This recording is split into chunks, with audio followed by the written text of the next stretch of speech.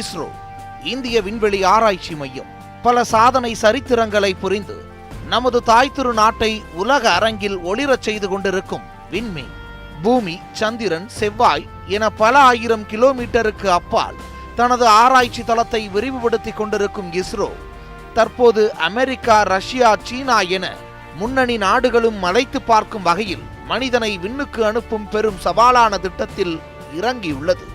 தலைசிறந்த விஞ்ஞானிகள், உயரிய தொழில்நுட்பம், குறைந்த பொருட்செலவு என இஸ்ரோவின் வியத்தகு ஆராய்ச்சிகளை பார்த்து அண்ணாந்து பார்க்கின்றன அயல் நாடுகள். இத்தகைய வளர்ச்சியை எட்டி பிடிக்க இஸ்ரோ பட்ட பாடு கொஞ்சம் நஞ்சமல்ல. இந்த அரிய தகவல்களை பரிந்து கொள்ள நாம் சுமார் 60 ஆண்டுகள் பின்னோக்கி செல்ல வேண்டியிருக்கிறது. விக்ரம் சாராபாய், இவர்தான் இந்திய விண்வெளி ஆராய்ச்சி மையத்தின் தந்தை என அறியப்படுபவர். 1919ஆம் ஆண்டு ஆகஸ்ட் 12ஆம் தேதி பிரிட்டிஷ் இந்தியாவின் பம்பாய் மாகாணத்திற்குட்பட்ட அகமதாபாத்தில் பிறந்தார் விக்ரம் சாராபாய். குஜராத் கலை அறிவியல் கல்லூரியில் பட்டம் பெற்ற பின் இயற்பியலில் நோபல் பரிசு வென்ற சர் சி.வி. ராமன் விக்ரம் சாராபாய்க்கு டாக்டர் பட்ட ஆராய்ச்சியின் போது ஆலோசகராக இருந்தார். அறிவியல் படிப்புகளுக்கு பின் முன்னணி விஞ்ஞானியாக உருவெடுத்த விக்ரம் சாராபாய் கடந்த 1962ஆம் ஆண்டு அப்போதைய பிரதமர் நேருவுடன் சேர்ந்து விண்வெளி ஆராய்ச்சிக்கான தேசிய கமிட்டி ஒன்றை உருவாக்கினார். அதில் தமிழகத்தைச் சேர்ந்த விஞ்ஞானி அப்துல் கலாமும் ஒரு உறுப்பினர். 7 ஆண்டுகளுக்கு பின் 1969ஆம் ஆண்டு அந்த கமிட்டி இந்திய விண்வெளி ஆராய்ச்சி மையம் என பெயர் மாற்றம் செய்யப்பட்டது. பெங்களூருவை தலைமையிடமாக கொண்டு தனது ஆராய்ச்சி பணிகளை விண்ணை நோக்கி முன்னெடுக்க ஆரம்பித்தது இஸ்ரோ. விண்வெளிக்கு என தனி அமைச்சகம் உருவாக்கப்பட்டு பிரதமரின் கீழ் கொண்டு வரப்பட்டது. 1960ஆம் ஆண்டுகளில் அமெரிக்காவும் ரஷ்யாவும் மனிதனை விண்ணுக்கு அனுப்பி ஆராய்ச்சி செய்த காலகட்டத்தில்தான் பாலபாடத்தை தொடங்கியது இஸ்ரோ. முதலாக செயற்கைக்கோளை வடிவமைத்த இஸ்ரோ அதற்கு இந்திய வானியல் சாஸ்திர வல்லுநர் ஆரியப்பட்டரின் பெயரை சூட்டியது. 1975ஆம் ஆண்டு ஏப்ரல் 19ஆம் தேதி சோவியத் யூனியனின் இன்டர் காஸ்மாஸின் உதவியுடன் ஆரியப்பட்டரை விண்ணுக்கு அனுப்பியது இஸ்ரோ. செயற்கைக்கோளின் செயல்பாடுகள் தெம்பூட்ட அடுத்ததாக தொலைத்தொடர்பு, புவி அறிவியலுக்கான பாஸ்கரா செயற்கைக்கோளை உருவாக்கி அதே சோவியத் யூனியன் உதவியுடன் விண்ணில் ஏவியது. விண்வெளி திட்டங்களை விரிவுபடுத்த விஞ்ஞானி அப்துல் கலாம் தலைமையிலான குழுவுக்கு ஒப்புதல் அளித்தது மத்திய அரசு. இதனையடுத்து அமெரிக்காவின் விர்ஜீனியாவில் உள்ள நாசாவின் ஆராய்ச்சி மையம், மேரிலாண்டில் உள்ள ராக்கெட் தயாரிப்பு மையங்களை பார்வையிட்ட அப்துல் கலாம் நாடு திரும்பி SLV, PSLV ராக்கெட்டுகளை கட்டமைக்கும் பணிகளை முன்னெடுத்தார். 1980ஆம் ஆண்டு இஸ்ரோவின் 2வது செயற்கைக்கோள் உருவாக்கப்பட்டு ரோகிணி என பெயரிடப்பட்டது. ஆனால் இந்த முறை சோவியத் யூனியனின் உதவியை நாடாமல் இந்திய தொழில்நுட்பத்திலேயே ஏவு வாகனம் SLVயை கட்டமைக்க முடிவு செய்யப்பட்டு அதற்கான பணிகளை மேற்கொண்டார் விஞ்ஞானி அப்துல் கலாம். மற்றொரு புறம் சென்னையை அடுத்த ஸ்ரீஹரிகோட்டாவில் ஏவுதளம் அமைப்பதற்கான கட்டுமான பணிகள் அரங்கேறின. அனைத்து பணிகளும் நிறைவடைந்த நிலையில் பூமியிலிருந்து 400 கிலோமீட்டர் தொலைவில் புவிவட்ட பாதையில் ரோகிணி செயற்கைக்கோளை நிலைநிறுத்தும் வகையில் உருவானது SLV வாகனம். பரிச்சாத்த முயற்சியில் உள்நாட்டு தயாரிப்பில் உருவான செயற்கைக்கோள் ரோகிணி சொந்த மண்ணிலிருந்து விண்ணில் சீறி பாய்ந்தது. இந்திய விஞ்ஞானிகளுக்கு எல்லையில்லா மகிழ்ச்சி. ரோகிணி வரிசையில் ஏவப்பட்ட 4 செயற்கைக்கோளில் 2 தோல்வியில் முடிந்தாலும் 2 வெற்றி பெற்றது. இந்திய விஞ்ஞானிகளுக்கு அது நம்பிக்கையையூட்டியது. தொடர்ந்து பூமியின் சுற்றுவட்ட பாதையில் சிறிய ரக கோள்களை நிலைநிறுத்த 1990களில் போலார் சேட்டலைட் லான்ச்சிங் வெஹிக்கிள் எனும் PSLV ஏவு வாகனங்களை தயாரிக்கும் நடவடிக்கையில் இறங்கியது இஸ்ரோ. 1993ஆம் ஆண்டு செப்டம்பரில் முதல் PSLV தயாரிக்கப்பட்டு விண்ணில் ஏவப்பட்டது. அன்று தொடங்கிய PSLVயின் இந்த பயணம் சுமார் 25 ஆண்டுகளாக இன்றும் தொடர்ந்து கொண்டேதான் இருக்கிறது. விண்ணில் இதுவரை செலுத்தப்பட்ட 44 PSLV வாகனங்களில் 41 வெற்றியடைந்தது. PSLV தொழில்நுட்பத்தின் மீதான நம்பகத்தன்மைக்கு இது வலுவூட்டி இருக்கிறது. தொலைத்தொடர்பு, செல்போன், DTH சேவை, புவி கண்காணிப்பு, புயல், மழை, பேரிடர், வானிலை நிலவரங்கள், வேளாண்மை சார்ந்த பணிகளுக்கு PSLV மூலம் செயற்கைக்கோள்களை வெற்றிகரமாக ஏவி வருகிறது இஸ்ரோ. இராணுவ பயன்பாட்டிற்காக செயற்கைக்கோள்களை ஏவி எல்லையில் எதிரிகளின் நடமாட்டம், ஊடுருவல்களை கண்காணித்து அதற்கேற்ப தனது இராணுவ நடவடிக்கைகளை முன்னெடுக்கிறது மத்திய அரசு. இந்திய விண்வெளி ஆராய்ச்சியில் PSLVயின் பங்கு அளப்பரியது. PSLV ராக்கெட்டுகள் தற்போது வெற்றிகரமாக பயணிக்க அப்துல் கலாமின் பங்களிப்பை மறக்க முடியாது. விண்வெளி ஆராய்ச்சியில் சதீஷ் தவானின் சேவையும் முக்கியமானது. காஷ்மீரில் பிறந்த சதீஷ் தவான் விண்வெளி பொறியாளர் ஆவார். இந்தியாவில் ஃப்ளூயிட் டைனமிக்ஸ் ஆராய்ச்சியின் தந்தை என போற்றப்படும் இவர் இஸ்ரோ ஏவிய தொலைத்தொடர்பு கிராம கல்விக்கான செயற்கைக்கோள்களை வடிவமைக்க முக்கிய பங்காற்றியவர். விக்ரம் சாராபாய்க்கு பின் இஸ்ரோவின் தலைவராக பொறுப்பேற்றுக் கொண்டு அதனை வெற்றி பாதையில் அழைத்துச் சென்றவர் சதீஷ் தவான். ஸ்ரீஹரிகோட்டாவில் உள்ள ராக்கெட் ஏவுதளத்திற்கு சதீஷ் தவான் பெயரே சூட்டப்பட்டிருப்பது என்பதன் மூலம் அவரது சேவை எந்த அளவிற்கு என்பதை உணர வேண்டும். பூமி புவியியல் ஆராய்ச்சிகளை அடுத்து 1999ஆம் ஆண்டு சந்திரனின் பக்கம் தனது பார்வையை திருப்பியது இஸ்ரோ. அமெரிக்கா, ரஷ்யா, சீனா நாடுகளைப் போன்று நிலவு குறித்து ஆராய விரும்பிய இந்திய அரசு அதற்கான திட்டங்களை தயாரிக்குமாறு இஸ்ரோவை அறிவுறுத்தியது. 2003ஆம் ஆண்டு சுதந்திர தின விழாவின் போது நிலவு குறித்த ஆராய்ச்சி திட்ட அறிவிப்பை முறைப்படி வெளியிட்டார் அப்போதைய பிரதமர் வாஜ்பாய். வானியல் விஞ்ஞானிகள், புவி அறிவியல், வேதியியல், பொறியியல், தகவல் தொழில்நுட்ப துறைகளில் முன்னணி விஞ்ஞானிகள் என 100 பேர் கொண்ட குழு உருவாக்கப்பட்டு பணிகள் ஆரம்பமாகின. திட்டத்திற்காக 525 கோடி ரூபாய் ஒதுக்கப்பட்டது. சந்திராயன் திட்ட இயக்குநராக தமிழர் மயில்சாமி அண்ணாதுரை நியமிக்கப்பட்டார். அவரது தலைமையிலான விஞ்ஞானிகளின் அயராத உழைப்பினால் 2008ஆம் ஆண்டு அக்டோபர் 22ஆம் தேதி ஸ்ரீஹரிகோட்டாவிலிருந்து சந்திராயன் 1 விண்கலத்தை சுமந்தபடி விண்ணில் சீறி பாய்ந்தது PSLA XL-C11 rocket. America, Russia, China நாடுகள் நிலவை ஆராய்ச்சி செய்ததற்கான தடத்தை பதிப்பதற்காக தங்களது நாட்டு கொடிகளை நிலவின் பரப்பில் விட்டுச் சென்றன. இதனால் நிலவில் இந்தியாவின் கொடியும் இடம்பெற வேண்டும் என கூறிய Abdul Kalam moon impact probe ஒன்றினை சந்திராயன் திட்டத்தில் இணைத்து அந்த கருவிக்கு நமது தேசிய கொடியின் மூவர்ணம் பூசப்பட்டது. நிலவின் மேற்பரப்பில் மூன் இம்பாக்ட் ப்ராப் மோதிய போது வெளிப்பட்ட புழுதி படலத்தை படமெடுத்தது சந்திராயன். நிலவின் சுற்றுவட்ட பாதையில் 3400க்கும் அதிகமான முறை சுற்றி வந்த சந்திராயன் நிலவின் அமைப்பு குறித்து பல்வேறு விதமான அரிய புகைப்படங்களை எடுத்து அனுப்பியது. இந்த புகைப்படங்களை ஆராய்ந்த இஸ்ரோ நிலவின் துருவ பகுதிகளில் நீர் மூலக்கூறுகளான ஹைட்ரஜன், ஆக்சிஜன் அடங்கிய தண்ணீர் திவலைகள் படர்ந்திருப்பதாக அறிவித்தது. இஸ்ரோவின் இந்த அறிவிப்பை கண்டு ஆடிப்போன அமெரிக்காவின் நாசா அந்த புகைப்படங்களை ஆய்வு செய்தது. இறுதியில் இஸ்ரோவின் கண்டுபிடிப்பை ஏற்றுக்கொண்டது. 2 ஆண்டுகள் வரை செயல்படுமாறு கட்டமைக்கப்பட்ட சந்திராயன் 1 விண்கலம் ஓராண்டுக்குள், அதாவது 2009ஆம் ஆண்டு ஆகஸ்ட் 29 அன்று இஸ்ரோவின் கட்டுப்பாட்டு அறையின் தொடர்பு எல்லையை விட்டு விலகிச் சென்றது. இதனை அடுத்து சந்திராயன் 1 திட்டம் நிறைவடைந்து விட்டதாக அதிகாரப்பூர்வமாக அறிவித்தது இஸ்ரோ. எனினும் ஒரு குட்டி காரின் அளவிலான இந்த சந்திராயன் 1 விண்கலத்தை தேடும் பணி தொடர்ந்தது. ஆனால் இஸ்ரோவால் மீண்டும் சந்திராயனுடனான தகவல் தொடர்பை மீட்க முடியவில்லை. இருப்பினும் நிலவின் மேற்பரப்புக்கு மேலே சுமார் 200 கிலோமீட்டர் உயரத்தில் சந்திராயன் 1 வட்டமடித்துக் கொண்டிருப்பதாக நாசாவின் ஜெட் ப்ரொபல்சன் ஆய்வகம் தெரிவித்தது. சந்திரனை தொடர்ந்து சூரிய மண்டலத்தின் 4வது கிரகமும் பூமிக்கு அருகாமையிலுள்ள கிரகமான செவ்வாய் கிரகத்தை குறித்து ஆராய்ச்சியை மேற்கொள்ள திட்டமிட்ட இஸ்ரோ விஞ்ஞானிகள் அதற்கான வரைவு திட்டத்தை தயாரித்து மத்திய அரசிடமிருந்து ஒப்புதலையும் பெற்றது இஸ்ரோ. 2008ஆம் ஆண்டு தொடங்கப்பட்ட பூர்வாங்க பணிகளுக்கு 2012 ஆகஸ்டில் ஒப்புதல் அளித்தார் அப்போதைய பிரதமர் மன்மோகன் சிங். மங்கள்யான் ஆராய்ச்சி திட்டத்திற்காக 454 கோடி ரூபாய் நிதி ஒதுக்கப்பட்டது. சுமார் 5 ஆண்டுகால முயற்சிக்கு பின் 2013ஆம் ஆண்டு நவம்பர் 5ஆம் தேதி PSLV XL-C25 ராக்கெட் மூலம் விண்ணில் செலுத்தப்பட்டது மங்கள்யான். சுமார் 9 மாத பயணத்துக்கு பிறகு 2014ஆம் ஆண்டு செப்டம்பர் 24ஆம் தேதி செவ்வாய் கிரக சுற்றுவட்ட பாதையை அடைந்தது மங்கள்யான். செவ்வாய் கிரக சுற்றுவட்ட பாதையில் நுழைய முடியாமல் அமெரிக்கா, ரஷ்ய செயற்கைக்கோள்கள் ஆரம்ப நிலையில் தோல்வியை தழுவிய நிலையில் முதல் சோதனையிலேயே வெற்றிகரமாக செவ்வாயின் வட்டப்பாதையில் விண்கலனை இஸ்ரோ நிலைநிறுத்தியது. சர்வதேச நாடுகளை மூக்கின் மேல் விரலை வைக்க செய்தது இந்த நிகழ்வு. அதிலும் குறிப்பாக நாசா செவ்வாய் கிரக ஆய்வுக்கு செலவிட்ட தொகையை விட இஸ்ரோ 10 மடங்கு குறைந்த செலவில் திட்டத்தை நிறைவேற்றியது. விண்வெளி ஆராய்ச்சியில் இந்தியாவின் அசுர வளர்ச்சியை பறைசாற்றியது. செவ்வாய் சுற்றுவட்ட பாதையில் மங்கள்யான் நுழைந்து தற்போது 4 ஆண்டுகள் நிறைவடைந்து விட்டன. விண்வெளியில் நிலவும் சூழ்நிலைக்கேற்ப 2020ஆம் ஆண்டு வரை மங்கள்யான் செயல்படும் என எதிர்பார்க்கப்படுகிறது. இதன் மூலம் அமெரிக்கா, ரஷ்யா, ஐரோப்பாவை தொடர்ந்து செவ்வாய் கிரக ஆராய்ச்சியில் ஈடுபட்ட 4வது நாடு என்ற பெருமையை பெற்றுள்ளது இந்தியா.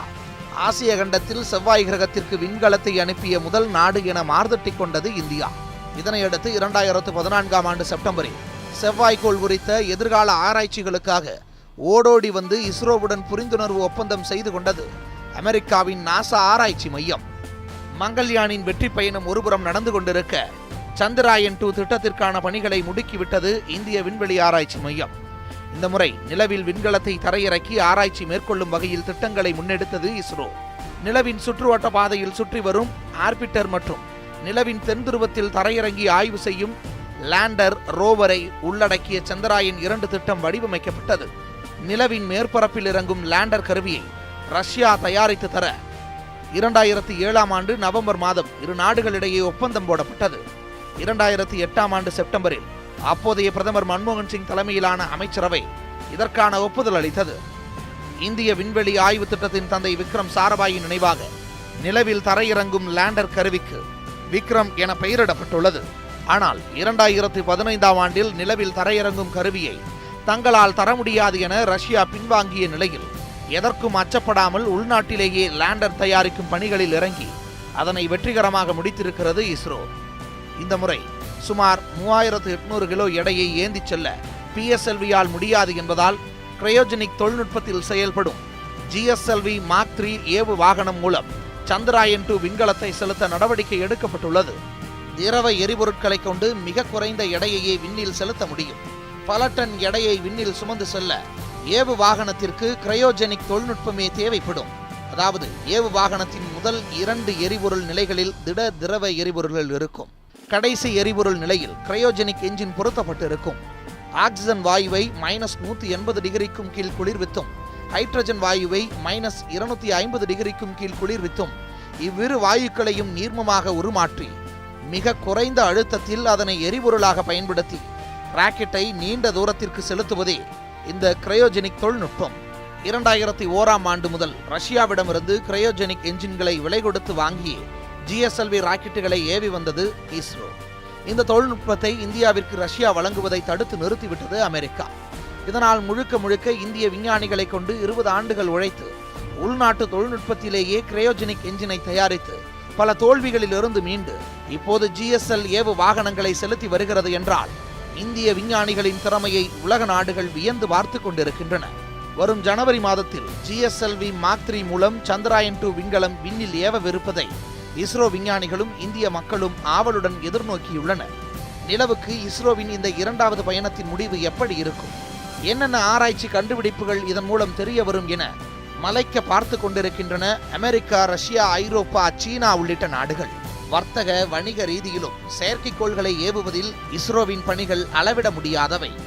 குறைந்த செலவில் செயற்கைக்கோள்களை ஏவுவதால் தங்கள் நாட்டு செயற்கைக்கோள்களை விண்ணில் ஏவுவதற்காக இஸ்ரோவை தேடி வரிசையில் வந்து நிற்கின்றன அமெரிக்கா, பிரிட்டன், பிரான்ஸ் போன்ற முன்னணி நாடுகள். 2017ஆம் ஆண்டு பிப்ரவரி 15ஆம் தேதி ஒரே நேரத்தில் 104 செயற்கைக்கோள்களை ஏவி இஸ்ரோ புரிந்த உலக சாதனையை இன்றளவும் எந்த ஒரு வல்லரசு நாடும் முறியடிக்க முடியவில்லை. இந்திய விஞ்ஞானிகளின் திறமைகளையும் மதிநுட்பத்தையும் கண்டு வியந்துள்ளனர் அயல் நாட்டு விஞ்ஞானிகள். இப்படி இஸ்ரோவின் சாதனைகள் ஒரு பக்கம் நீண்டு கொண்டே சென்றாலும் மற்றொரு பக்கம் மற்ற துறைகளைப் போல ஊழல், முறைகேடு, சர்ச்சைகள் தொற்றிக் கொள்ளாமல் இல்லை. வர்த்தக செயல்பாடுகளை கவனித்து வரும் இஸ்ரோவின் ஒரு அங்கமான ஆண்ட்ரிக்ஸ் பெங்களூருவைச் சேர்ந்த தேவாஸ் என்ற தனியார் நிறுவனத்துடன் செய்து கொண்ட ஒப்பந்தத்தில் முறைகேடுகள் நடந்திருப்பதாக சர்ச்சைகள் வெடித்தன. வெளிநாடுகளிலிருந்து சட்டவிரோதமாக 579 கோடி ரூபாய் அளவிற்கு அந்நிய முதலீடுகளை ஈர்த்ததாக புகார் எழுந்தது. அமெரிக்காவில் தேவாஸ் மல்டிமீடியா அமெரிக்கா என்ற பெயரில் சார்பு நிறுவனத்தை தொடங்கி முதலீடுகள் திரட்டப்பட்டன. முதலீடு, மானியம் என பல்வேறு வழிகளில் இந்தியாவிற்குள் நிதி கொண்டு வரப்பட்டன. இவ்விவகாரம் பெரும் புயலை கிளப்ப CBI அமலாக்க அதிகாரிகள் விசாரணை களத்தில் இறங்கினர். தேவாஸ் நிறுவன அலுவலகங்களில் அமலாக்க அதிகாரிகள் அதிரடி சோதனை நடத்தியதுடன் அந்நிறுவனத்தின் உயர் அதிகாரிகள் ரங்கநாதன் மோகன், தேசராஜு வேணுகோபால், நடராஜன் போன்றவர்களிடம் விசாரணை நடத்தப்பட்டு வாக்குமூலங்கள் பெறப்பட்டன. விசாரணையின் இறுதியில் ஆண்ட்ரிக்ஸ் தேவாஸ் ஒப்பந்தம் சட்டவிரோதமானது என அறிவிக்கப்பட்டது. சட்டவிரோத பணபரிவர்த்தனை சட்டத்தின் கீழ் சுமார் 80 கோடி ரூபாய் அளவிற்கு தேவாஸ் நிறுவனத்தின் சொத்துகளும் முடக்கப்பட்டன. இந்த ஊழலுக்கு மூளையாக செயல்பட்ட தேவாஸ் நிறுவனத்தின் 2 இயக்குநர்கள் இந்தியாவை விட்டு தப்பி தற்போது அமெரிக்காவில் வசித்து வருகின்றனர். இதுவரை அவர்களை நெருங்குவது என்பது CBIக்கு சவாலாகவே உள்ளது. இப்படி ஆண்ட்ரிக்ஸ் தேவாஸ் ஒப்பந்த முறைகேடு பெரும் விவாத பொருளாக மாறி உள்நாட்டில் இஸ்ரோவின் நற்பெயருக்கு பாதிப்பை ஏற்படுத்தியது. இந்திய விண்வெளி ஆராய்ச்சி துறையிலும் ஊழலா என முகம் சுளித்தனர் நாட்டு மக்கள். இது மட்டுமல்ல, மற்றொரு விவகாரமும் இஸ்ரோவை பெரிதும் உலுக்கியது என்றே கூறலாம். அதுதான் நம்பி நாராயணன் விவகாரம். அப்துல் கலாமை அறிந்த அளவிற்கு இவரை பலரும் அறிந்திருக்க வாய்ப்பில்லை. இஸ்ரோவில் அப்துல் கலாம் பணியாற்றிய காலகட்டத்தில்தான் இவரும் பணியாற்றினார். அப்துல் கலாம் குழுவினர் ராக்கெட்டிற்கான திட எரிபொருள் ஆராய்ச்சியில் ஈடுபட்டிருந்த போது திரவ எரிபொருள் ஆராய்ச்சியில் ஈடுபட்டவர் நம்பி நாராயணன். திருநெல்வேலியை பூர்வீகமாக கொண்ட நம்பி நாராயணன் எதிர்கால ராக்கெட் திட்டங்களுக்கு திரவ எரிபொருளின் முக்கியத்துவத்தை உணர்ந்து அப்போதே செயல்பட்டார். 1970ஆம் ஆண்டு வாக்கில் இவர் கண்டறிந்த திரவ எரிபொருள் மோட்டாரை பயன்படுத்தி 600 கிலோ எடை கொண்ட ராக்கெட்டுகள் ஏவப்பட்டு சோதிக்கப்பட்டன. இதனையடுத்து 1994ஆம் ஆண்டு கிரையோஜெனிக் என்ஜின் வடிவமைப்பு திட்டத்தின் தலைவராக பணியமர்த்தப்பட்ட நம்பி நாராயணன் அடுத்த 2 ஆண்டுகளில் கேரள போலீசாரால் கைது செய்யப்பட்டார். மாலத்தீவைச் சேர்ந்த மரியம் ரஷிதா என்ற பெண் கிரையோஜெனிக் திட்ட வரைபடங்களுடன் திருவனந்தபுரத்தில் கைதானது இதற்கு காரணம். இஸ்ரோவின் ராக்கெட் என்ஜின் தொழில்நுட்பத்தை பாகிஸ்தானுக்கு விற்க முயன்றதாக ரஷிதா மற்றும் நம்பியின் மீது குற்றம் சாட்டப்பட்டது. தொடர்ந்து நம்பி நாராயணனை கைது செய்து சிறையில் அடைத்தது கேரள போலீஸ். போலீஸ் காவலில் பெரும் சித்திரவதைக்கு ஆளாக்கப்பட்டார் நம்பி நாராயணன். அவருடன் பிற விஞ்ஞானிகளும் கைதாகி 1994ஆம் ஆண்டு நவம்பரில் சிறையில் அடைக்கப்பட்டனர். 3 மாதங்களுக்கு பின் ஜாமீனில் வெளியில் வந்தார் நம்பி நாராயணன். வழக்கை விசாரித்த சிபிஐ நம்பி நாராயணன் மீதான குற்றச்சாட்டுகள் பொய்யானவை என கூறியதால் வழக்கிலிருந்து விடுவிக்கப்பட்டார்.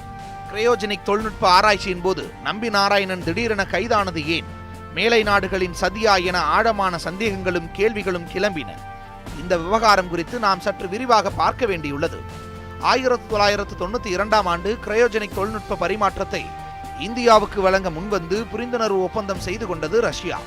இதனால் ஆத்திரமடைந்த அமெரிக்க அதிபர் ஜார்ஜ் டபிள்யூ புஷ் இஸ்ரோவுக்கு கிரையோஜெனிக் தொழில்நுட்பத்தை வழங்கக்கூடாது என்றும் இல்லையெனில் பொருளாதார தடைகளை சந்திக்க நேரிடும் என்றும் ரஷ்யாவை மிரட்டினார். ஏற்கனவே கடும் பொருளாதார நெருக்கடியில் ரஷ்யா சிக்கியிருந்த நிலையில் அமெரிக்காவின் இந்த மிரட்டலுக்கு பயந்து இந்தியாவுடனான ஒப்பந்தத்தை முறித்துக் கொண்டார் அப்போதைய ரஷ்ய அதிபர் போரிஸ் யெல்ட்சின். இருந்தாலும் ரஷ்யாவின் சங்கடத்தை உணர்ந்த நம்பி நாராயணன் ஒப்பந்தம் ரத்தாவதற்குள் மீதம் தர வேண்டிய பணத்தை கொடுத்து ரஷ்யாவிடமிருந்து கிரையோஜெனிக் தொழில்நுட்ப வரைபடங்கள், வடிவமைப்புகள் மற்றும் கருவிகளை விரைவில் கொண்டு வர ஏற்பாடு செய்தார். கிரையோஜெனிக் பொருட்களை நம் நாட்டிற்கு கொண்டு வர ஏர் இந்தியா உதவியை நாடியது இஸ்ரோ. இது சிஐஏவுக்கு தெரிந்துவிட்டால் அமெரிக்க வான்வெளியில் நமது விமானங்களை பறக்கவும் தரையிறக்கவும் தடை விதிக்கப்படலாம் என அஞ்சிய ஏர் இந்தியா நிறுவனம் இஸ்ரோவின் கோரிக்கையை ஏற்க மறுத்துவிட்டது. இதனையடுத்து யூரல் ஏவியேஷன் என்ற தனியார் விமான நிறுவனத்தின் மூலம் ரஷ்யா தந்த பொருட்களை திருவனந்தபுரம் கொண்டு வந்தார் நம்பி நாராயணன்.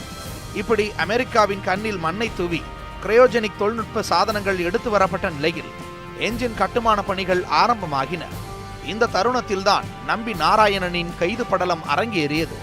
இஸ்ரோவின் கிரையோஜெனிக் என்ஜின் திட்டப்பணிகளை தடுக்க வேண்டும் என்றால் ஒரே வழி அத்திட்டத்தின் தலைவராக நம்பி நாராயணன் தொடரக்கூடாது என்பதுதான் அப்போது சதிகாரர்களின் நோக்கமாக இருந்தது.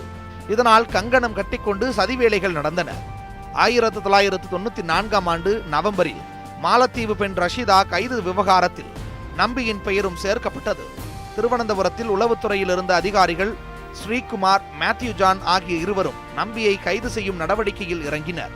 இவர்களை பின்னிருந்து இயக்கியது யார் என்று பார்த்தால் மத்திய உளவுத்துறையின் துணை இயக்குநராக இருந்த ரத்தன் செகல் என்பவர்தான். உளவுத்துறையில் இவர் பதவியேற்றுக் கொண்ட 2 ஆண்டுகளுக்கு பின் அமெரிக்காவின் உளவு அமைப்பான சிஐஏவின் இந்திய ஏஜென்ட் தான் இந்த ரத்தன் செகல் என்பது வெளிச்சத்துக்கு வந்ததால் அதிர்ந்து போனது இந்திய அரசாங்கம். மத்திய உளவுத்துறையின் உளவாளிகளை வேவு பார்க்கும் கவுண்டர் இன்டெலிஜென்ஸ் குழுவினர் செகலை கையும் களவுமாக பிடித்ததை அடுத்து துணை இயக்குனர் பதவியிலிருந்து நீக்கப்பட்டார். இப்படி பின்புற வாசல் வழியாக இஸ்ரோவின் கிரையோஜெனிக் வெற்றியை அமெரிக்கா தடுத்ததாக தகவல்கள் தெரிவிக்கின்றன. Ready to fire, how India and I survived the ISRO spy case என்ற புத்தகத்தில் தனது இஸ்ரோ வாழ்க்கை பயணத்தில் தான் அனுபவித்த துயரங்களை விவரித்துள்ளார் நம்பி நாராயணன். இஸ்ரோ உளவு வழக்கானது வித்தியாசமானது. இதிலுள்ள சதிகாரர்களின் நோக்கங்கள் வெவ்வேறானவை. இந்தியாவிற்கு கிரையோஜெனிக் என்ஜின் தொழில்நுட்பம் கிடைப்பதை தடுக்க வேண்டும் என்பதே அந்த சதிகாரர்களின் ஒரே நோக்கம். அது முடியாவிட்டால் குறைந்தது 15 ஆண்டுகளாவது அந்த தொழில்நுட்பம் கிடைப்பதை தாமதப்படுத்த வேண்டும். இந்த விவகாரத்தின் பின்னணியில் பல அந்நிய நாடுகளின் சதி இருப்பதற்கான வாய்ப்புகள் அதிகம் என்றும் குற்றம் சாட்டுகிறார் நம்பி நாராயணன். எனினும் 17 ஆண்டு சட்ட போராட்டத்தை தொடர்ந்து நம்பி நாராயணனுக்கு 50 லட்சம் ரூபாய் நஷ்டஈடு வழங்குமாறு கடந்த மாதம் உத்தரவிட்ட உச்சநீதிமன்றம் பொய்யாக வழக்கு புனைந்தது குறித்து விசாரிக்க 3 பேர் கொண்ட கமிட்டியையும் அமைத்தது. இப்படி இஸ்ரோவில் சர்ச்சைகளும் முறைகேடுகளும் வெளிப்பட்டாலும் மற்றொரு பக்கம் சாதனை திட்டங்களும் பயணங்களும் விண்வெளியில் தனது ஆதிக்கத்தை விரிவுபடுத்திக் கொண்டேதான் இருக்கிறது. இந்திய விண்வெளி ஆராய்ச்சியில் தமிழக விஞ்ஞானிகளின் சேவையை இங்கு நினைவு கூர்ந்தே ஆக வேண்டும். அப்துல் கலாம், நம்பி நாராயணன், மயில்சாமி அண்ணாதுரை, சிவன் என இஸ்ரோவில் தமிழர்களின் அளப்பரிய பங்கும் உறவும் இன்றளவும் நீண்டு கொண்டேதான் வருகிறது. எல்லாவற்றுக்கும் மேலாக மனிதனை விண்ணுக்கு அனுப்பும் மிக பெரும் சவாலான திட்டம் தமிழர் சிவன் தலைமையில் தற்போது நடைபெற்று வருகிறது. ககன்யான் என பெயரிடப்பட்டுள்ள இந்த திட்டத்தை எந்த ஒரு நாட்டின் துணையுமின்றி செயல்படுத்த தீர்மானித்துள்ளது இஸ்ரோ. சுமார் 12,000 கோடி ரூபாய் இந்த திட்டத்திற்கு செலவாகும் என கணக்கிடப்பட்டுள்ளது. ககன்யான் திட்டம் சுமார் 5 முதல் 7 நாட்கள் வரை செயல்படும் திட்டமாக இருக்கும். பூமியில் துவங்கி சுமார் 16 நிமிடங்களில் தன் பயண இலக்கான விண்வெளியை ககன்யான் விண்கலம் அடையும். திட்டம் நிறைவேறியவுடன் 3 இந்திய வீரர்களையும் தாங்கிக் கொண்டு விண்கலம் அரபிக்கடல் அல்லது வங்கக்கடலில் வந்து விழும் என எதிர்பார்க்கப்படுகிறது. 1984ஆம் ஆண்டு ஏப்ரல் 2ஆம் தேதி ரஷ்யாவின் சோயிஸ் T-11 விண்கலத்தில் விண்வெளிக்கு சென்ற முதல் இந்திய விண்வெளி வீரர் ராகேஷ் சர்மாவின் பயணத்தை இந்தியர்களால் அந்த அளவு எளிதில் மறந்துவிட முடியாது. அவரது விண்வெளி பயணமும் இந்தியா மனிதனை தன்னிச்சையாக விண்வெளிக்கு அனுப்பும் இந்த திட்டத்திற்கு ஒரு தூண்டுகோல் என்றே சொல்லலாம். ராகேஷ் சர்மாவின் விண்வெளி பயண அனுபவங்களும் இஸ்ரோவின் இந்த திட்டத்திற்கு கூடுதல் வலு சேர்க்கும். திட்டத்திற்கு தேவைப்படும் 3 வீரர்களையும் இஸ்ரோ மற்றும் இந்திய விமானப்படை தேர்வு செய்யும் எனவும் அறிவிக்கப்பட்டுள்ளது. அவர்களுக்கு பயிற்சி அளிக்க அண்மையில் ரஷ்யாவுடன் ஒப்பந்தம் செய்யப்பட்டுள்ளது. 2021ஆம் ஆண்டு இந்திய திருநாடு தனது 75ஆம் ஆண்டு சுதந்திர தினத்தை கொண்டாடும் வேளையில் மனிதனை விண்ணுக்கு அனுப்பும் திட்டத்தை செயல்படுத்த விரும்புகிறது மத்திய அரசு. விண்வெளி அரங்கில் இந்தியாவின் பெயர் கொடிகட்டி பறந்து கொண்டிருக்கும் இந்த வேளையில் மனிதன் விண்ணுக்கு பறக்கும் மிக சவாலான இந்த திட்டமும் வெற்றியடைய நியூஸ் 7 தமிழின் வாழ்த்துக்கள்.